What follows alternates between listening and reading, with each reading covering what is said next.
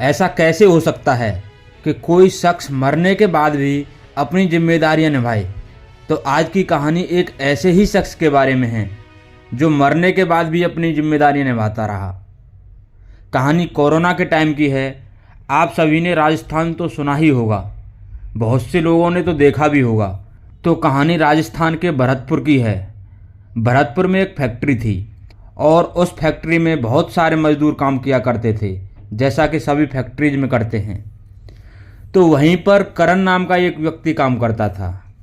करण शादीशुदा था और उसके 2 बच्चे भी थे।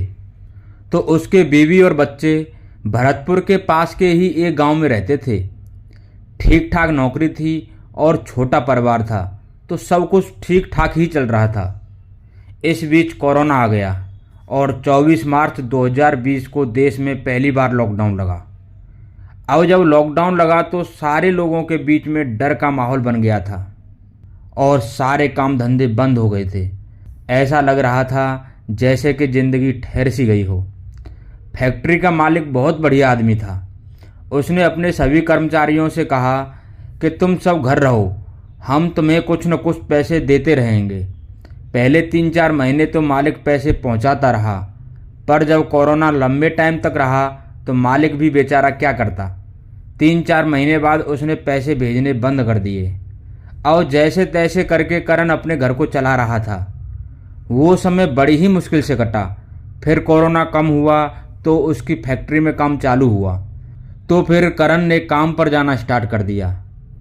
अब वहाँ के लोगों को लगा कि करण कुछ बदला बदला सा लग रहा है, क्योंकि कोरोना से पहले करण बहुत ही हंसमुख इंसान था। वो सभी से बातें किया करता था, पर अब वो खोया खोया सा रहने लगा है। अब वो बस अपने काम से काम रखता था।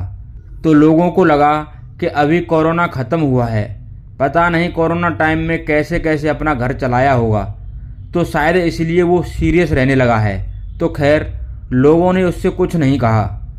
एक दिन करण ने अपने मैनेजर से कहा कि उसे ओवर टाइम करना है, तो मैनेजर बोला ठीक है। तो उस दिन से करण ओवर टाइम करना स्टार्ट कर देता है। वो जब रेगुलर ओवर टाइम करता है तो उसका मैनेजर उससे पूछता है कि तुम्हें थकान नहीं होती है क्या, तुम्हें नींद नहीं आती है क्या डेली ओवर टाइम करने से। तो करण ने कहा साहब अब नींद कहाँ आती है।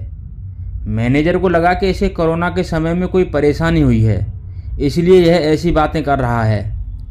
मैनेजर ने उससे कुछ नहीं कहा, बात आई गई हो गई। जैसे ही महीने का अंत हुआ तो अगले दिन सैलरी मिलनी थी, लेकिन करण फैक्ट्री पहुंचा ही नहीं। मैनेजर ने सोचा कि कोई काम लग गया होगा इसलिए नहीं आया, पर वो पूरे हफ्ते तक आया ही नहीं। उधर मैनेजर भी परेशान, क्योंकि उसका काम पेंडिंग पड़ा था। उसने फैक्ट्री के और लोगों से पूछताछ की, पर किसी को उसके बारे में कुछ पता ही नहीं था।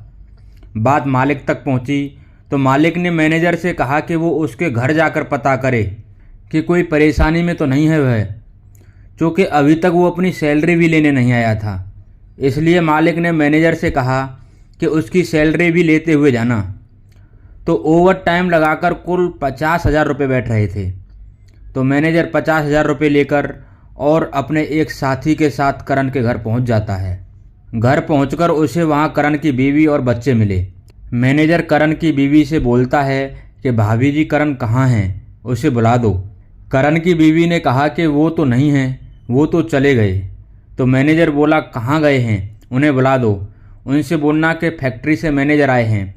अब जो बात करण की बीवी ने बोली उसे सुनकर मैनेजर और उसके साथी को पहले तो लगा कि भाभी जी मजाक कर रही हैं, पर फिर बच्चों ने भी वही बात कही और फिर गांव के लोगों ने भी वही बात कही, तो उनके पैरों तले जमीन खिसक गई।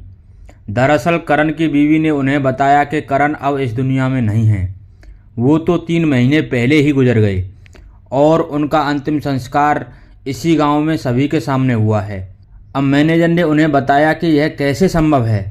अभी 1 हफ्ते पहले तक तो फैक्ट्री में वह हमारे साथ काम कर रहा था। मैनेजर को कुछ समझ नहीं आ रहा था, उसका सर चकरा रहा था, पर सभी के कहने पर उसने मान लिया कि करण अब इस दुनिया में नहीं था।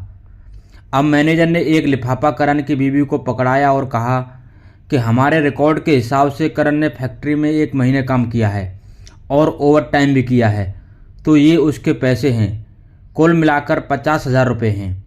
50,000 रुपये सुनते ही करण की बीवी रोने लगती है और कहती है कि सारी कहानी मेरी समझ में आ गई। उसने बताया कि करण की मृत्यु के बाद घर का खर्च चलाना मुश्किल हो रहा था, तो एक दिन में बच्चों से रोते हुए कह रही थी कि अगर हमारे पास 40-50 हज़ार रुपये होते तो हम एक दुकान खोल लेते, तो घर का खर्च उससे चल जाता। तो शायद ये बात उनकी आत्मा ने सुन ली होगी और हमारी परेशानी सुनकर उनकी आत्मा ने 1 महीने फैक्ट्री में काम किया।